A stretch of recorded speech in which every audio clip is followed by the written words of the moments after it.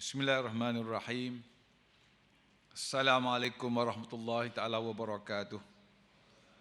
Salam hormat dan salam sorry.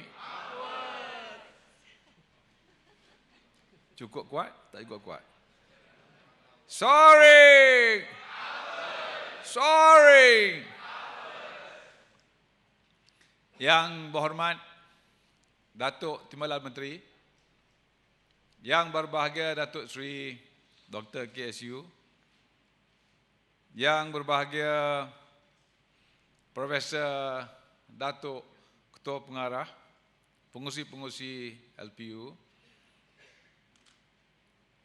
Naib-Naib Chancellor, Ketua-Ketua Pengarah Politek, Ketua Pengarah College Community, hadirin dan hadirat sekalian. Alhamdulillah, bersyukur kehadirat Allah Subhanahu Wa Taala kerana dengan limpah keizinannya dapat sama-sama kita berada di majlis amanat tahun baru 2016 ini.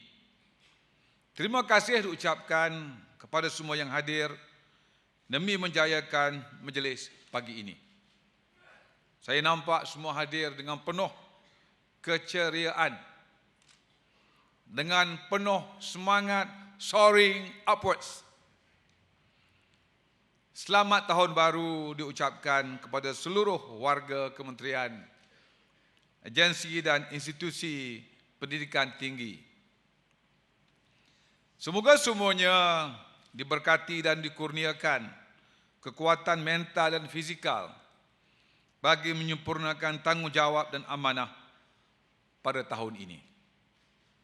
Saya amat teruja untuk menyampaikan mandat pertama saya sebagai Menteri Pendidikan Tinggi. Besarlah harapan saya agar amanat memberi panduan kepada warga pendidikan tinggi untuk mengorak langkah dengan lebih jelas. Lebih jelas ke arah mencapai aspirasi, iaitu menyediakan pendidikan tinggi yang terbaik bagi rakyat Malaysia. Dan juga lebih jelas dalam menjadikan pendidikan tinggi Malaysia terkemuka di persada antarabangsa. Tema amanat pada tahun ini ialah pendidikan fleksibel. Dalam konteks lanskap pendidikan tinggi yang kian berubah dan berkembang, pendidikan fleksibel merupakan masa depan pendidikan tinggi negara dan membawa maksud akses pendidikan pada bila-bila masa, tanpa mengira tempat dan untuk semua lapisan masyarakat. Dalam kata mudah, anytime, anywhere, and anyone. 2015 merupakan tahun yang mana lahirnya istilah soaring upwards yang membawa maksud peningkatan yang berterusan. Soaring upwards dalam pelaksanaan dan juga soaring upwards dalam semangat warga KPT. Pada bulan Januari tahun lalu, lebih 50,000 sukarelawan IPT yang terdiri daripada mahasiswa, pensyarah dan staf telah berjaya digerakkan dengan Ops Pasca Banjir. Ini merupakan usaha pengembelingan tenaga sukarelawan yang terbesar dalam sejarah IPT. Terima kasih semua Naib Chancellor, Datuk Seri KSU pun turun mengelumang dengan selut. Tak ada gambar yang selut tu. Pada bulan Februari pula, Universiti Heriot Ward telah dilancarkan sekaligus membawa jumlah kampus cawangan universiti luar negara terkemuka di Malaysia kepada 9. Ini merupakan angka yang tertinggi di Malaysia, di Asia. Dengan tertubuhnya juga Asia School of Business, hasil kerjasama MIT dengan Bank Negara Malaysia, ia menandakan pengiktirafan kepada negara sebagai destinasi pendidikan tinggi berkualiti, bukan sahaja di rantau ini, tapi juga di seluruh dunia. Pada bulan Februari juga, program Public Private Research Network ataupun PPRN telah dilancarkan dan sehingga kini telah memudah cara kerjasama di antara 216 buah syarikat dengan 218 kumpulan penyelidik daripada 24 buah IPT dalam menyelesaikan masalah industri. Pada bulan April, Akademi Internet of Things ataupun IoT hasil kerjasama Universiti Teknikal Malaysia Melaka, UTM, dengan Samsung dilancarkan. IoT merupakan the next big thing dalam industri teknologi dunia. 7 April 2015 pula terpahat sebagai hari yang bersejarah apabila Pelan Pembangunan Pendidikan Malaysia 2015-2025 Pendidikan Tinggi ataupun PPPMPT dilancarkan oleh Yang Amat Berhormat Perdana Menteri. PPPMPT bukan sahaja akan memacu pembangunan pendidikan tinggi negara, bahkan juga seperti mana tersebut oleh Yang Amat Berhormat Perdana Menteri, PPPMPT merupakan satu hala tuju yang akan menentu masa depan negara kita. Awal bulan Mei, di bulan ke bulan, banyak kejayaan pada tahun lalu. Awal bulan Mei, QS World University Ranking by Subjects telah diumumkan.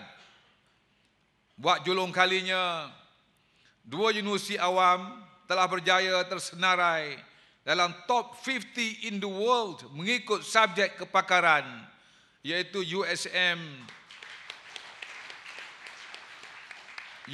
pada tanggal 31 dunia bagi subjek sains alam sekitar dan Universiti Malaya pada tanggal ke-32 di dunia bagi subjek pengajian pembangunan ataupun developmental studies. Saya benar tepuk untuk orang lain, bukan hanya untuk universiti sendiri saja. Saya dengar tadi tepuk kata USM dan UM saja. Tapi tuan-tuan dan puan-puan juga dibenarkan untuk tepuk orang lain.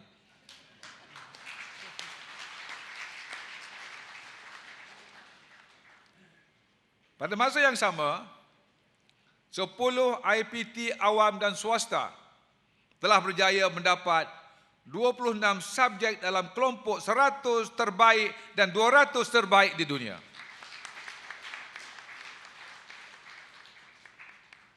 Pertengahan 2015,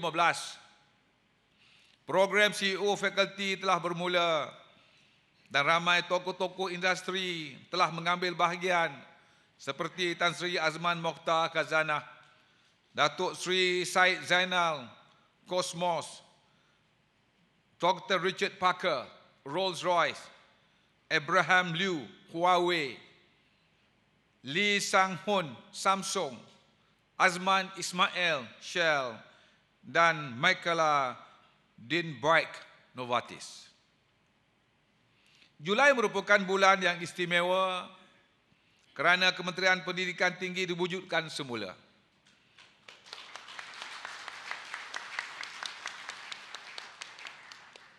Saya dapat merasa keseronokan warga KPT.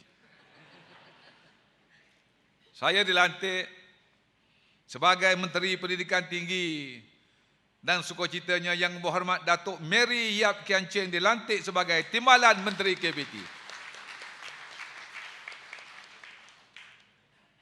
Pada bulan Ogos, 17 pelajar ditawarkan pekerjaan bersama projek MRT negara setelah menamatkan latihan program Tunnel Mechanics and Electrician.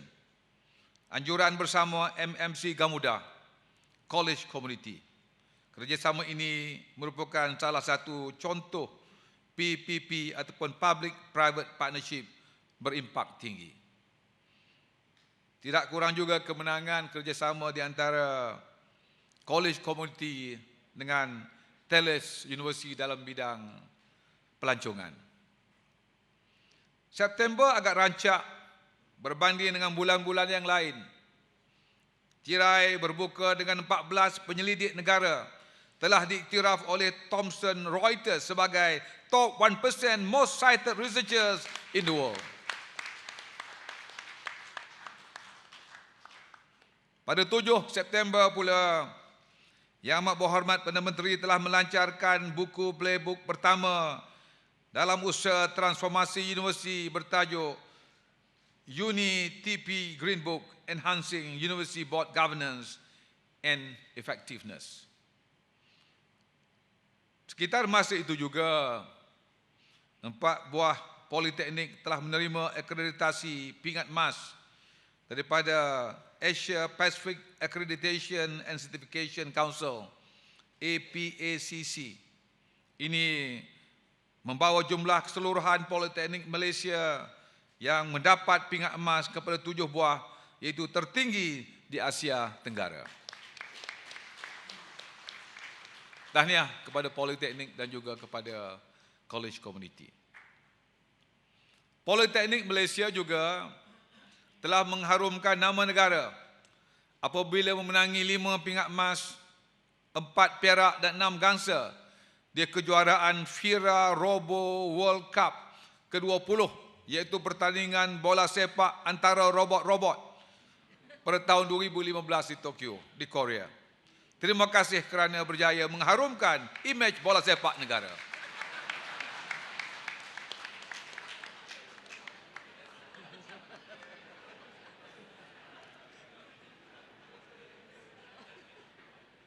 Pada bulan Oktober, kita sekali lagi berbangga dengan kejayaan Universiti Penyelidikan Negara, di mana alhamdulillah UM telah berjaya menerobos benteng 150 in the world dalam QS World Ranking. Universiti Malaya has broken the 150 barrier. Now they are going for the 100 barrier. Tougher KPI.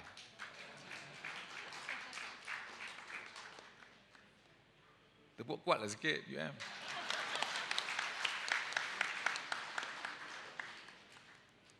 Di samping itu, 4 universiti penyelidikan lain telah disenaraikan sebagai top 50 universities under 50 year old, iaitu USM di tangga 26, UTM tangga 30, UKM tangga 32 dan UPM tangga 38. Beberapa IPTS juga menunjukkan pencapaian yang membanggakan. Sunway University dan Universiti Teknologi Petronas UTP berjaya mendapat QS 5-star rating dalam beberapa kategori termasuk pengajaran, pengantarbangsaan, kebolehpasaran dan inovasi, sekaligus menempatkannya dalam kelompok yang sama seperti universiti terkemuka dunia seperti Princeton dan Stanford University. UTP, Tales University, Multimedia University, Lim Kok Wing dan Uniten pula antara IPTS yang tersenarai dalam lingkungan top 150 to 300 di Asia. Tahniah untuk mereka.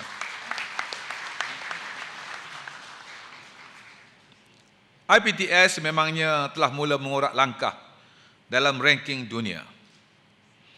Pada bulan November, 2 pelajar UiTM telah mengharumkan nama negara apabila memenangi pertandingan Cambridge Intervarsity Debate, mengalahkan peserta-peserta daripada universiti terkemuka dunia seperti Oxford dan Cambridge.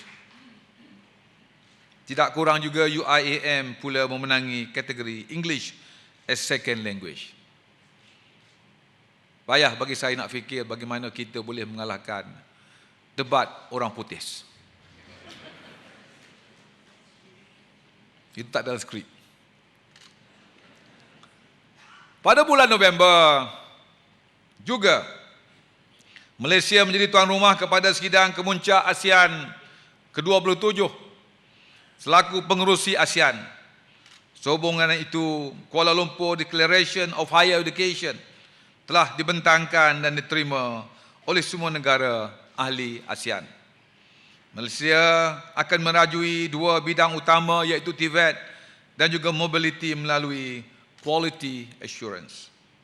Penerimaan deklarasi bersejarah ini sangat bermakna kepada ASEAN Community, di mana pendidikan tinggi sebagai penggerak utamanya. Pada akhir tahun 2015, jumlah pelajar antarabangsa di Malaysia telah melebihi 114,000 orang pelajar. Pelajar antarabangsa telah menyumbang lebih 3.3 bilion ringgit kepada pendapatan negara.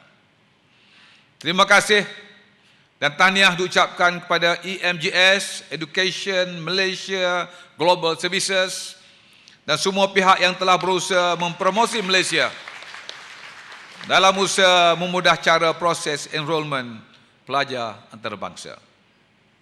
Moga usaha diteruskan agar menjelang tahun 2020 nanti sasaran kemasukan seramai 200,000 orang pelajar antarabangsa dengan sumbangan 15.6 bilion ringgit kepada ekonomi negara tercapai. Tidak boleh dilupakan juga prestasi bayaran balik yang diterima oleh pihak PTPTN yang meningkat sehingga 1.448 bilion ringgit pada tahun 2015. Keputusan mewajibkan pemotongan gaji dan menyerah hitamkan peminjam yang enggan membayar balik walaupun kurang popular. Saya pun kurang popular sekejap pada masa tersebut. Namun menunjukkan hasil yang positif demi masa depan anak-anak yang bakal memasuki IPT yang akan memerlukan dana tersebut. Saya berharap usaha ini akan diteruskan dan ditingkatkan pada tahun ini. Hadirin yang dihormati, berikut merupakan kutipan daripada kejayaan kepada tahun 2015. Terima kasih saya ucapkan kepada semua Naib Chancellor, tepukan untuk mereka yang telah bekerja kuat walaupun satu KPI demi KPI. Ada datang geleng kepala balik. Tapi maaf, mereka sporting. Timbalan Naib Chancellor, pengurusi-pengurusi LPU juga yang bersama-sama dengan kita pada hari ini, tepukan juga untuk mereka. Ketua-ketua eksekutif, dewan-dewan, dekan-dekan, pensyarah, penyelidik, pelajar, wakil industri, sektor swasta, ibu bapa, warga KPT dan warga pendidikan tinggi keseluruhannya. 2015 sememangnya merupakan tahun yang soaring upwards. Seterusnya,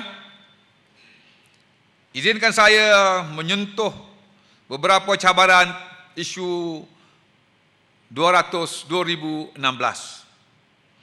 Bermula dengan ekonomi dan keuangan.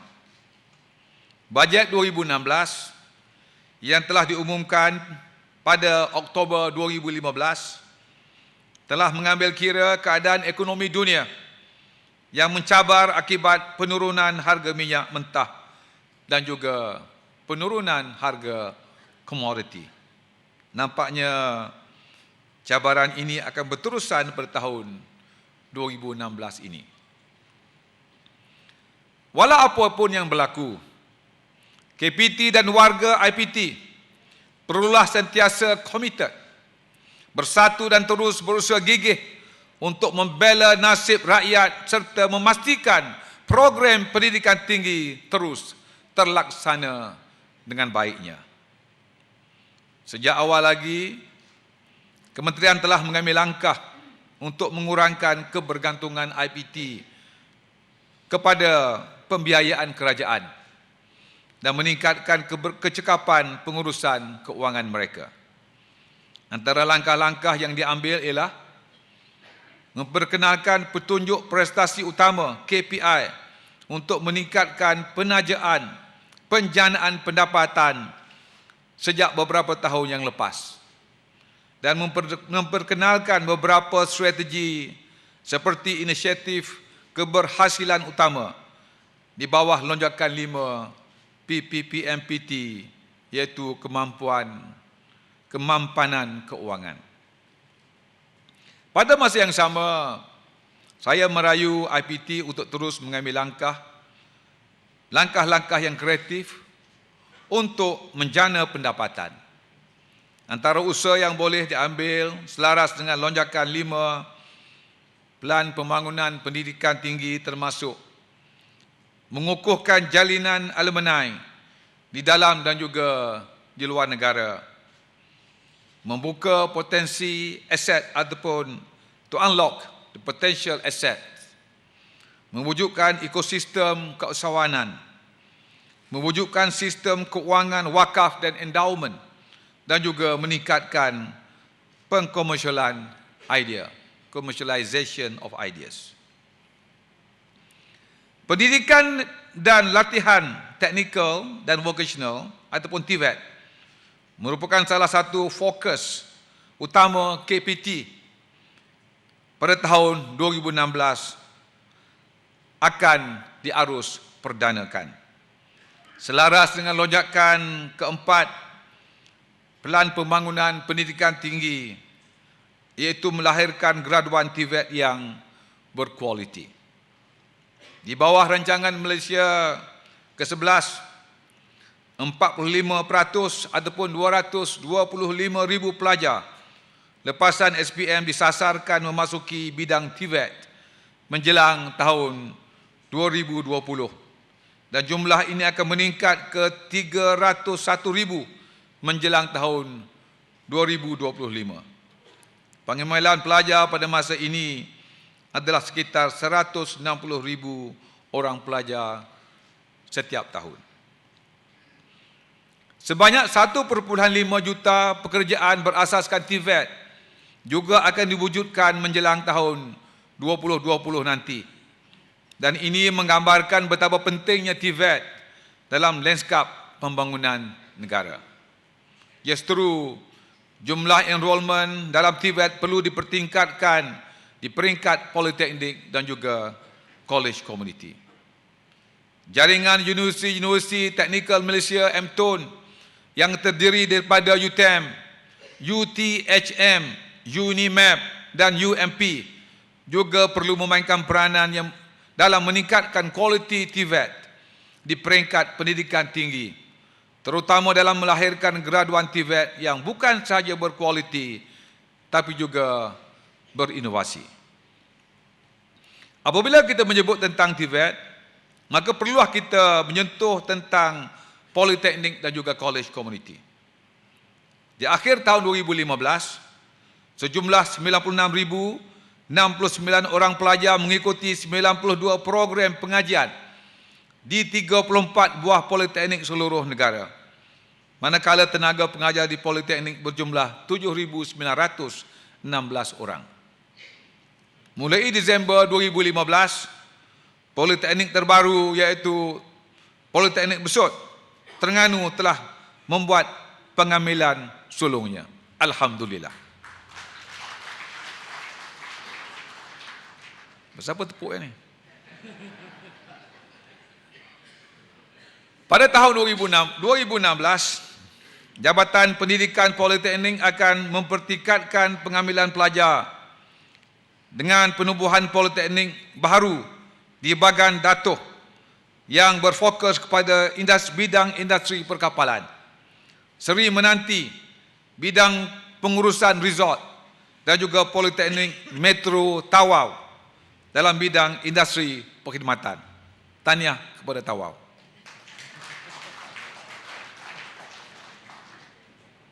Politeknik secara keseluruhannya menyasarkan enrolment akan melebihi 100,000 pelajar menjelang tahun 2020 nanti, agar lebih ramai lepasan SPM berpeluang mengikuti TVET.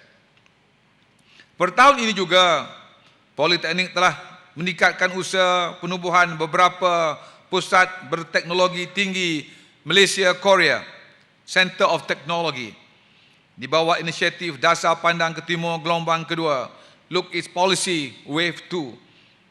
Bidang kerjasama yang dijalinkan merangkumi bidang otomotif, telekomunikasi, robotik serta bidang IT. Selaras dengan hasrat meningkatkan kemasukan pelajar antarabangsa, daya saing dan memperkasakan Politeknik Malaysia, saya dengan bangganya mengumumkan bahawa mulai tahun ini, pelajar dari negara ASEAN berpeluang untuk mengikuti program pengajian sepenuh masa di 3 buah Politeknik Premier, iaitu Ipoh, Shah Alam dan juga Johor Bahru. Politeknik menyasarkan pengambilan pelajar luar negara sehingga 2% enrolment pelajar menjelang tahun 2020 nanti. Bagi kolej komuniti pula, sehingga November 2015, terdapat 94 buah kolej komuniti dengan enrolment sebanyak berjumlah 18,529 orang pelajar dan tenaga pengajar seramai 2,836 orang seluruh negara. Kolej komuniti berperanan untuk menyediakan peluang dan ruang akses kepada pendidikan formal dan juga tidak formal bagi pembangunan ekonomi masyarakat setempat. Kolej komuniti juga merupakan hub pendidikan sepanjang hayat dan pendidikan Islam sepanjang hayat PISH yang dijangkakan berkembang sebanyak 10% pada tahun ini. Dalam usaha meneraju pendidikan fleksibel pada tahun 2016, kolej komuniti akan menambah 4 lagi program berimpak tinggi di peringkat diploma yang menggunakan kaedah pengajian secara work-based learning, menjadikan jumlah keseluruhan 15 program dan menawarkan program bersifat modular dan bertindan ataupun modular and stackable programs. Di sini juga dalam usaha membela rakyat miskin melalui pendidikan tinggi, sukacita saya mengumumkan bahawa kolej komuniti akan meneraju projek pembinaan rumah kos rendah yang menggunakan teknologi komposit dengan kos seunit rumah kurang daripada RM20,000.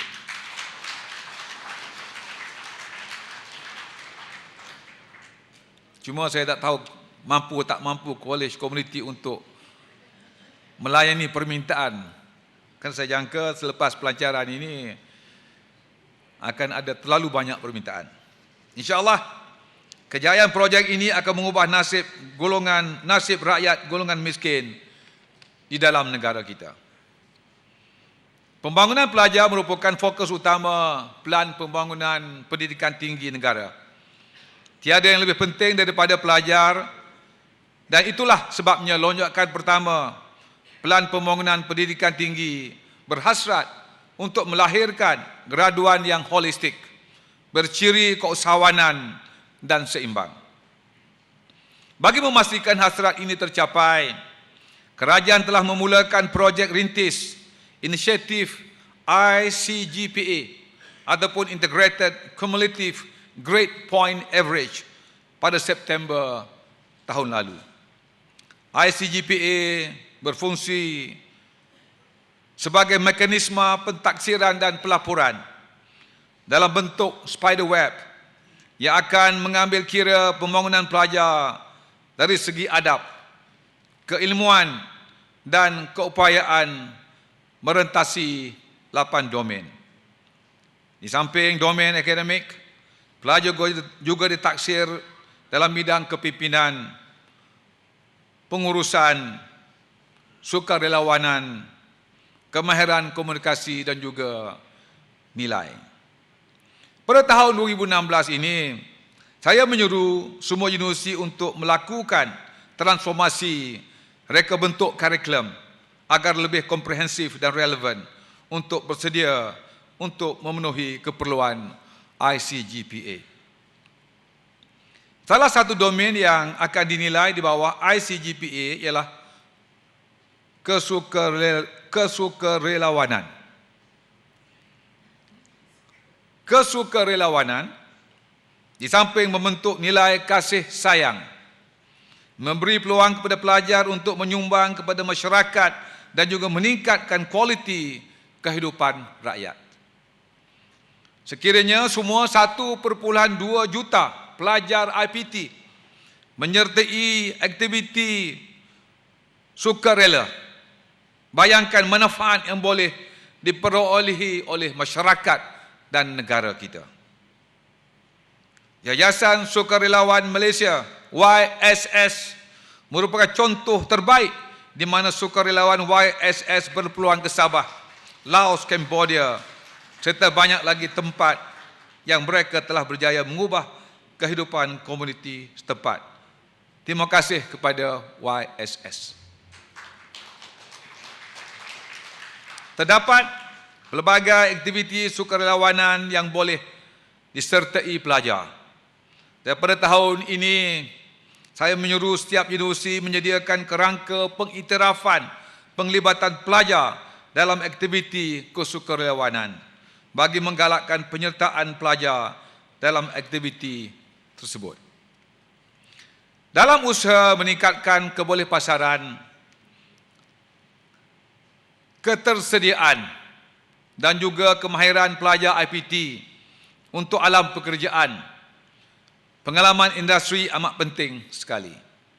Itulah sebabnya pada tahun 2016, program 2U2I, 2 tahun universiti, 2 tahun universiti.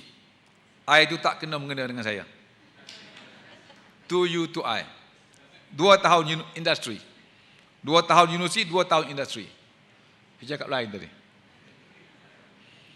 2U2I merupakan program work-based learning, belajar sambil bekerja, di mana pelajar akan belajar selama 2 tahun di universiti dan 2 tahun menimba pengalaman industri. Tahun 2016 akan menyaksikan UMK, Universiti Malaysia Kelantan, dan juga UMP, Universiti Putra Malaysia menawarkan program 2U2I ini. Tepukan untuk mereka. UMK mensasarkan pelajar menimba pengalaman keusahawanan bersama industri kecil dan sederhana pada tahun ketiga. Dan pada tahun keempat pula, pelajar akan fokus kepada menjalankan perniagaan sendiri. UPM pula akan menempatkan pelajar mereka di ekosistem peladangan pada 2 tahun terakhir pengajian mereka. Saya ingin mengambil peluang ini juga untuk mengingatkan warga IPT agar jangan lupa akan isu kebajikan pelajar dan sentiasa prihatin akan kekangan yang dihadapi mereka. Ambillah inisiatif untuk mengenal pasti pelajar dalam kesusahan dan yang mungkin memerlukan bantuan kita. Baru-baru ini memang timbulnya isu kebajikan dan saya ingin mengucapkan terima kasih kepada warga IPT yang bersungguh-sungguh menjaga kebajikan pelajar. Moga usaha diberkati akan diteruskan. Pelan pembangunan pendidikan tinggi tidak lagi menggunakan istilah human capital di dalamnya. Ini adalah kerana kita mahu berganjak daripada istilah melahirkan human capital kepada melahirkan human being. Sesungguhnya peranan IPT adalah untuk melahirkan insan demi masa depan negara kita.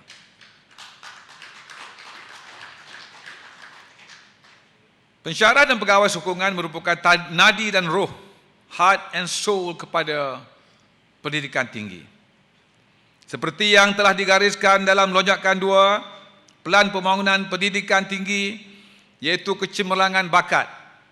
Universiti perlu memperkenalkan 4 laluan kerjaya yang akan memberi peluang kepada setiap ahli akademik untuk merancang masa dan kerjaya masing-masing. Laluan yang dimaksudkan ialah pengajaran, penyelidikan, kepimpinan institusi dan juga pengamal profesional. Kementerian telah pun membuat penurunan kuasa ataupun otonomi kepada universiti awam untuk melaksanakan 4 jenis laluan kerjaya ini. Pihak KPT juga sedang menyediakan buku panduan Strengthening Career Pathways and Leadership Development bagi membantu universiti membangunkan 4 laluan kerjaya ini. Kepelbagaian ini akan merangsang inovasi serta memperkayakan budaya kecemerlangan komuniti akademik. Di bawah trek pengamal profesional, saya berbesar hati mengumumkan fasa kedua program CEO Fakulti yang akan dikembangkan dengan penyertaan 19 ketua eksekutif syarikat berkaitan kerajaan, 10 pegawai tinggi daripada pelbagai kementerian dan agensi kerajaan, termasuk ketua setiausaha negara sendiri, KS, yang juga akan turut serta di dalam program ini. Besar harapan saya bahawa dengan penyertaan mereka, pelajar cemerlang akan terdorong untuk menyertai perkhidmatan awam, sekaligus meningkatkan kualiti perkhidmatan awam negara kita. Malaysia berhasrat menjadikan inovasi sebagai peneraju pertumbuhan ekonomi negara dan membangunkan ekosistem inovasi merupakan lonjakan ketujuh dalam pelan pembangunan pendidikan tinggi kita. Melalui pendekatan quadruple helix ataupun konsep lingkaran 4 pihak, pengembangan tenaga antara akademia, industri, kerajaan dan komuniti akan mewujudkan pemindahan pengetahuan ataupun knowledge exchange bagi menjana pertumbuhan dalam bidang keutamaan negara. Pada tahun 2015, antara kerjasama yang telah membuahkan kejayaan ialah Knowledge Transfer Center Torrey USM, Kursi Perbankan dan Keuangan UUM CIMB, Akademi IoT UTM Samsung dan inisiatif My Innovation Hub. Di samping itu, KPT sedang menambah baik garis panduan penempatan silang akademia industri ataupun cross fertilization bagi meningkatkan aktiviti kerjasama. Pada tahun 2016, saya menyuruh IPT untuk memberi fokus kepada kerjasama inovasi yang membawa kepada pengkomersialan idea ataupun commercialization of ideas. Dalam konteks inovasi, hasil penyelidikan R&D dapat membawa kepada pengkomersialan produk dan juga pengkomersialan idea. Pengkomersialan idea adalah apabila IPT menjadi penyelesai masalah ataupun menjadi solution provider kepada industri, komuniti serta kerajaan dengan cara menjadi pakar perunding, memberi latihan serta menjalankan kontrak penyelidikan. Antara tahun 2007 dan 2011, ROI daripada pengkomersialan idea adalah sebanyak 1.25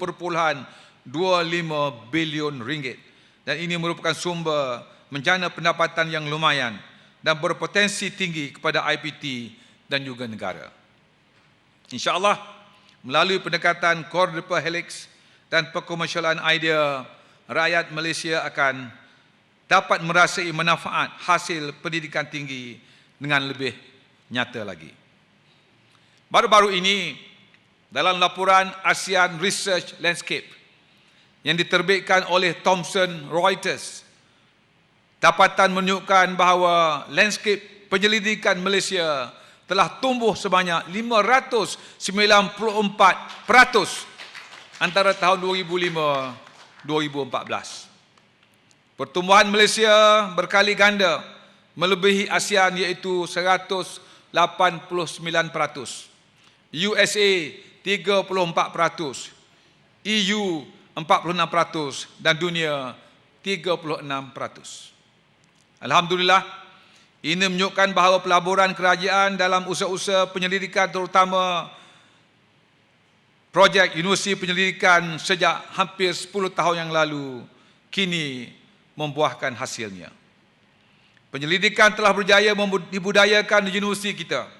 Lantaran itu, Universiti Penyelidikan akan terus diberikan suntikan dana untuk melaksanakan aktiviti RDCI yang berlandaskan kepada penghasilan bakat, kecemerlangan, penyelidikan dan penjanaan kekayaan berpaksikan rakyat ataupun people growth. Sehubungan itu, program penyelidikan fundamental ataupun fundamental research programs yang diterajui oleh KPT amat penting bagi menghasilkan ilmu secara berterusan. Walaupun kita maklum senario ekonomi semasa, sukacita saya ingin maklumkan bahawa grant penyelidikan bagi tahun 2016 kekal pada 470 juta ringgit. Kita akan membuat penjajaran program penyelidikan supaya berfokus kepada sektor keutamaan negara, termasuk bottom 40, perbankan Islam, penyakit tropikal, pemerkasaan belia, serta kewarganegaraan dan juga warisan. Penyelidikan yang dipacu industri dan dipacu permintaan ataupun industry driven dan demand driven akan ditingkatkan lagi untuk menyelesaikan permasalahan tertentu sektor industri dan juga komuniti. Dalam usaha untuk melaksanakan Pelan Pembangunan Pendidikan Tinggi dengan lebih berkesan, lonjakan 10, iaitu transformasi penyampaian pendidikan tinggi, menggariskan satu lagi inisiatif keberhasilan utama, iaitu program transformasi universiti ataupun University Transformation Program, UNI-TP. Satu daripada 8 elemen UNI-TP ialah penyediaan 5 playbooks ataupun buku panduan untuk membantu IPT mentransformasi institusi masing-masing. Buku panduan ini akan dilancarkan secara berkala pada tahun ini dan berfokus kepada governance dan kecekapan lembaga universiti, produktiviti dan keuangan, track kerjaya dan pembangunan kepimpinan, pengurusan prestasi dan juga pelaporan keuangan dan juga penjanaan dana dan endowment.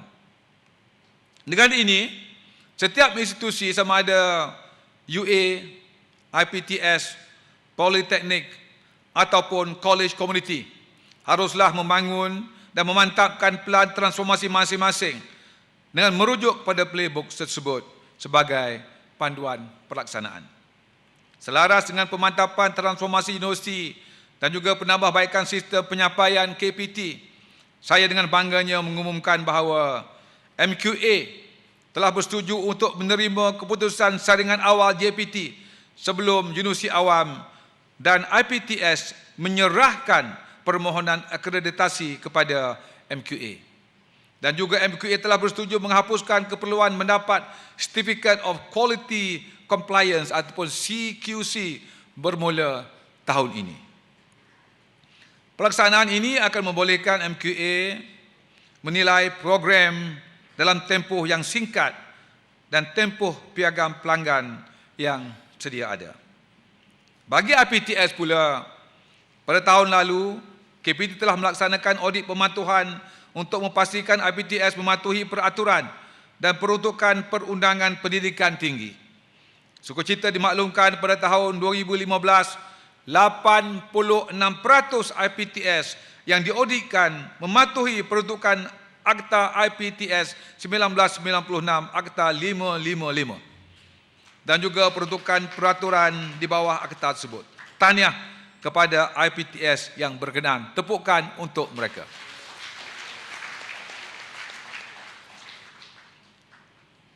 Pendidikan sentiasa mengalami evolusi. Semenjak penciptaan manusia pertama iaitu Nabi Adam alaihissalam, pendidikan pada awalnya berbentuk tidak formal. Manusia menyampaikan ilmu kepada satu sama lain di dalam masjid, di dalam gereja dan juga di istana. Sememangnya universiti pertama di dunia bermula daripada masjid, iaitu Universiti Al-Harayuin di Fes, Morocco, yang diasaskan oleh wanita bernama Fatimah Al-Fihri di sekitar tahun Masehi 859. Tahniah kepada wanita. Dia tahu cerita ni, KP saya memang seronok. Dan dua TKP pun memang seronok. Jadi saya memberi penekanan sikit. Selepas itu, pendidikan menjadi lebih berstruktur dan formal. Universiti tertua di dunia barat merupakan Universiti Bologna yang terdiri pada tahun 1088. Tidak lama kemudian Universiti Oxford ditubuhkan pada tahun 1096, menjadikannya universiti menggunakan bahasa Inggeris tertua di dunia. Sebagai perbandingan, Universiti Harvard diasaskan pada tahun 1635. Seperti mana yang boleh dilihat, program formal dan berstruktur telah wujud lebih daripada 1000 tahun. Kini, teknologi telah mengubah dunia pendidikan daripada berbentuk tidak formal kepada formal. Dan evolusi pendidikan seterusnya merupakan pendidikan yang lebih fleksibel. Saya mengatakan daripada tidak formal kepada formal. Daripada formal yang dahulu kepada masa kini, kepada sistem pendidikan yang lebih fleksibel. Pada saya, pendidikan fleksibel bersifat antara bidang ataupun interdisciplinary. Bersifat antara universiti ataupun pelbagai universiti ataupun intra-universiti. Bersifat tempatan dan juga antarabangsa, localized yet globalized. Membenarkan mobiliti pelajar dan pendidik. Membenarkan pengiktirafan bersama bagi kursus dan juga oleh pelbagai IPT. Pendidikan fleksibel mengiktiraf pendekatan pembelajaran alam maya ataupun MOOCs, pada masa yang sama pembelajaran secara bersemuka ataupun face to face. Pada satu hari nanti, seorang pelajar jurusan sains bernama Radi akan mengambil kelas sains alam sekitar 101 di Universiti Sains Malaysia. Semester kedua, Radi akan mengambil kelas sains alam sekitar 201 di Universiti Melaya. Pada semester seterusnya, ia memasuki kelas keusahawanan yang disampaikan melalui kaedah MOOCs, Massive Open Online Courses, yang ditawarkan oleh Sunway University. Tulis talas.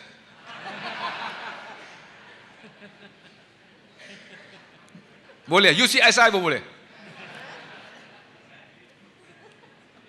Itu gambaran semata-mata.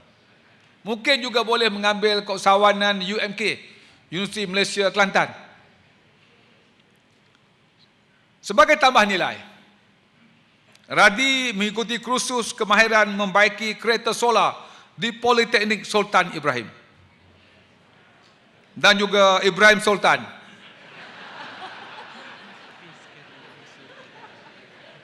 Saya kurang tidur semalam. Radi juga ke Kolej Komuniti Bayan Baru untuk belajar gamifikasi. Di akhir tempoh pengajian, Radi mendapat ijazah yang diiktiraf dan dikeluarkan bersama oleh kesemua institusi tersebut. Itulah yang saya maknakan dengan pendidikan fleksibel. Contoh di atas menggambarkan betapa uniknya pengalaman yang boleh ditawarkan IPT melalui pendidikan fleksibel.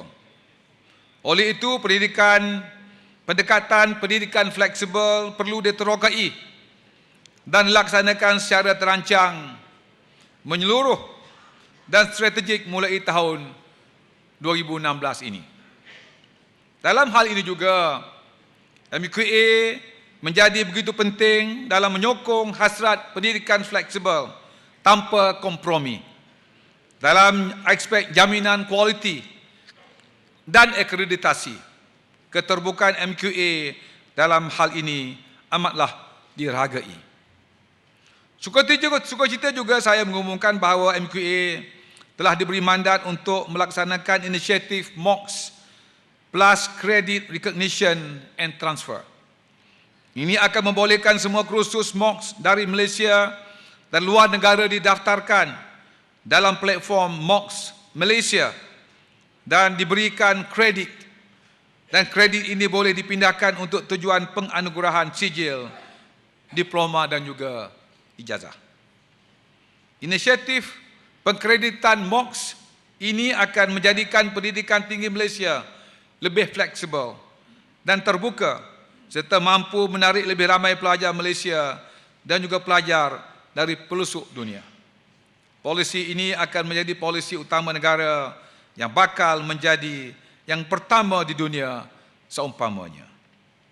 Sukacita juga saya mengumumkan bahawa MQA akan mula memperluaskan pelaksanaan program APEL, Accreditation of Prior Experiential Learning, dengan tujuan penganugerahan kredit dan akan bakal dikenali dengan APEL-C, APEL-C. Pelaksanaan APEL-C akan membolehkan pelajar mendapat pemindahan kredit dari pengalaman kerja. APEL-C akan membolehkan graduan memilih tempoh pengajian sendiri yang lebih fleksibel. Pendekatan kepada pendidikan fleksibel dapat ditingkatkan melalui inovasi yang dikenali dengan sebagai gamifikasi ataupun gamification. Gamifikasi merupakan pendekatan yang menggunakan kaedah permainan seperti video game dalam proses pengajaran dan pembelajaran. Gamifikasi merupakan proses P dan P, menjadikan proses PMP menjadi lebih menarik, lebih interaktif dan juga lebih engaging. Menurut kajian daripada University of Mississippi, pelajar yang belajar mata pelajaran sejarah melalui gamifikasi menunjukkan minat yang lebih tinggi dan penglibatan lebih aktif dalam mata pelajaran tersebut. Pada masa yang sama, pasaran dan permintaan untuk menghasilkan perisian gamification dijangka mencecah 2.8 bilion US dollar pada tahun 2016 dan 55.5 bilion US dollar menjelang tahun 2018. Perkembangan ini haruslah diberi perhatian oleh semua pihak kerana boleh menjadi sumber dana yang lumayan. Saya suka menyarankan supaya satu inisiatif dibentuk di kalangan mereka yang berkebolehan untuk membangunkan gamifikasi dengan menerap nilai dan budaya tempatan supaya kaedah ini di samping berjaya menjadi alat P dan P, ia juga dapat memberi kefahaman masyarakat tentang pelajar terhadap nilai budaya dan identiti negara. Sebagaimana yang telah saya katakan sebelum ini, pendidikan